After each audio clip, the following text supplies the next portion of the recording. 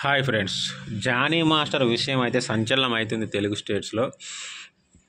పైగా జనసేన నాయకుడు కూడా జానీ మాస్టరు పోక్సో చట్టం పెట్టేంత స్థాయికి వెళ్ళిందంటే అది మామూలు విషయం కాదు, చాలా హైఫై లెవెల్.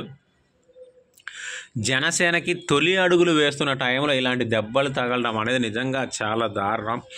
తొలి అడుగులని ఎందుకు అంటున్నానంటే పార్టీ ఎప్పటి నుంచో ఉన్నా అధికారంలోకి వచ్చింది రీసెంట్గానే, ఎమ్మెల్యేలు అయింది కూడా రీసెంట్గానే, అంతకుముందు ఎవరో రాపోలు తప్ప పెద్దగా ఏం లేదు కాబట్టి. సో ఇలాంటి దెబ్బలు తగలడం అనేది చాలా దారుణం. అంటే చూసుకోవాలి, సరే ఎంత చూసుకున్నా తగులుతూనే ఉంటాయి కానీ బట్ జనసేన బ్యాడ్ లెక్క అనుకోవాలి. అంటే జానీ మాస్టర్ విషయంలో ఇలాంటి విషయం ఒకటి బయటకు వస్తుందని ఎవరు కూడా ఎక్స్పెక్ట్ చేసి ఉండరు. ప్రస్తుతానికి పరారీలో ఉన్నారంట.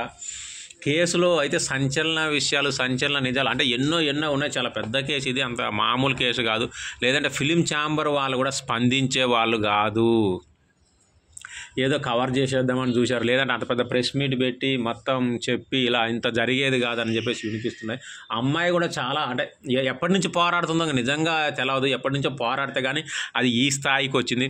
ఎందుకంటే పోరాడలేక చేతులు ఎత్తిసిన వాళ్ళు చాలామంది ఉంటారు, ట్వీట్లు పెట్టే వాళ్ళు కూడా మనం చూస్తూ ఉన్నాం. కానీ ఈ అమ్మాయి చిన్న వయసు అయినా పోరాడి మొత్తానికైతే సక్సెస్ వైపుగా దూసుకెళ్తుంది. మరి జానీ మాస్టర్ నిర్దోషిగా బయటపడతారనుకుంటున్నారా, లేదంటే దోషిగా శిక్ష పడి తన జీవితాన్ని, కొరియోగ్రఫీని మొత్తాన్ని నాశనం చేసుకుంటాడు అనుకుంటున్నారా? కామెంట్ చేయండి.